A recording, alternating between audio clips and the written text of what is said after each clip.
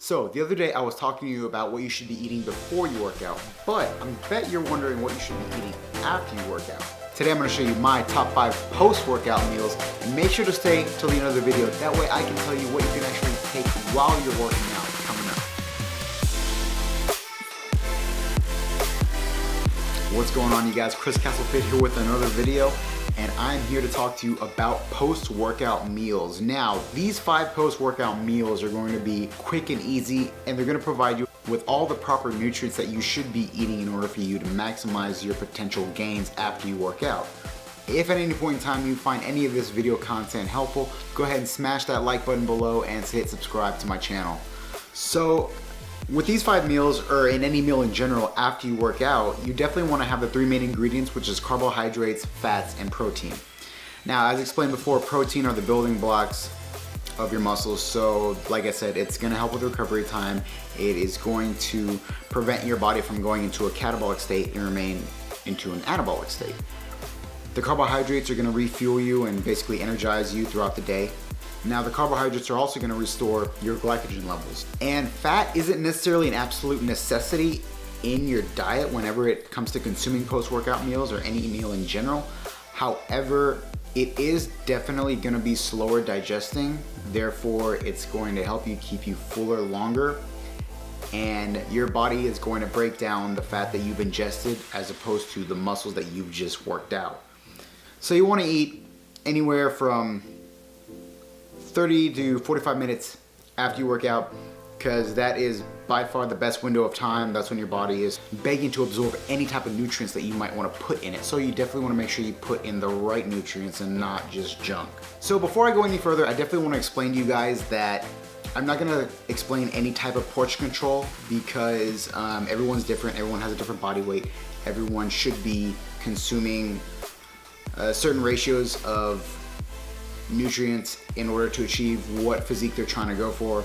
I will say this though, if you're definitely trying to bulk up and you're trying to get muscle mass and don't really worry about weight, yeah, I mean, go heavy on the carbs along with the protein. If you're trying to lose weight, scale back on the carbs a little bit, up the protein, and minimize the fat intake. However, I will be making a video that relates to portion control in the near future, so just make sure and stay tuned. So, meal number 1, that would have to be 1 can of tuna, a diced up pickle, and some extra virgin olive oil. I prefer white tuna mainly because it's more lean, and in my opinion it's more filling and it provides a little bit more protein than, say, just regular tuna. I mainly add in the pickle just to give it a little bit of flavor so it won't be as dry, and the olive oil is going to act as our fat in this dish. Whenever you add the extra virgin olive oil, it's going to give off more of a creamier texture and it won't be as dry if you just simply put the tuna in with the pickle. I know this really doesn't sound that appetizing, but please, please, please give it a try. Don't knock it till you try it is what I'm trying to say. Meal number 2, 1 chicken breast, a serving of green beans, and some potatoes. Now, you can mix and match the vegetables all you want. Just make sure that you do in fact get that piece of chicken along with some type of starchy vegetable. This isn't very high in fat, which is really good. However, you know, the chicken is cooked in extra virgin olive oils. You will get a little bit of fat from that oil that's still on the chicken. But this is a really good meal after you work out. It's gonna provide a good amount of protein, you know, a good amount of starch, and great micronutrients that come from the green beans. Meal number 3. This meal is kind of like an on-the-go kind of meal. And if it's something if you're in a hurry, but you should get a half cup to a full cup of cottage cheese and some diced up fruit. And that's all you really need. You just pick out the fruit that you prefer. I prefer pineapple because not only does it provide a good amount of carbs, but pineapple is actually proven to help burn fat. So that's why I add in the pineapple with this cottage cheese. The cottage cheese is gonna have fat in it, and it's gonna have an abundance of protein for the amount of serving that you're getting. So it's definitely going to be the best bang for your buck type of meal. Though it's not a very large meal, it still provides a lot of nutrients for the portion. Meal number 4. That is going to have to be 2 or 3 eggs, however you like them, scrambled, boiled, over easy, poached, whatever, along with half an avocado and 1 to 2 slices of whole grain toast. Now this is basically a typical breakfast, for anyone.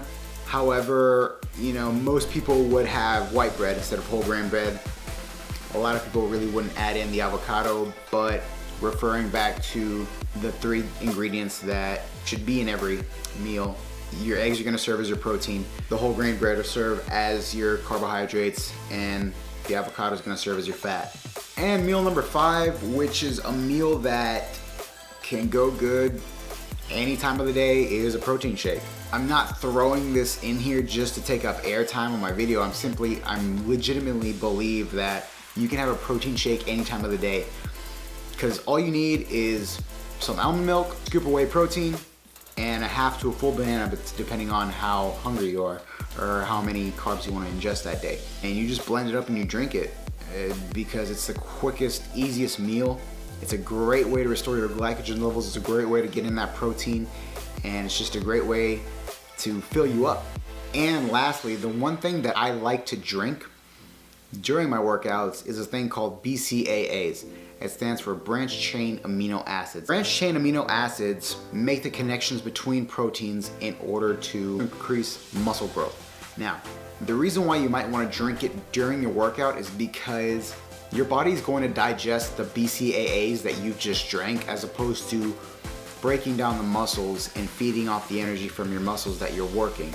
So therefore, you're basically not taking 1 step forward, 2 steps back, in a sense. I definitely would recommend branched chain amino acids while you're working out, because it is going to prevent your body from going into a catabolic state and remain in an anabolic state.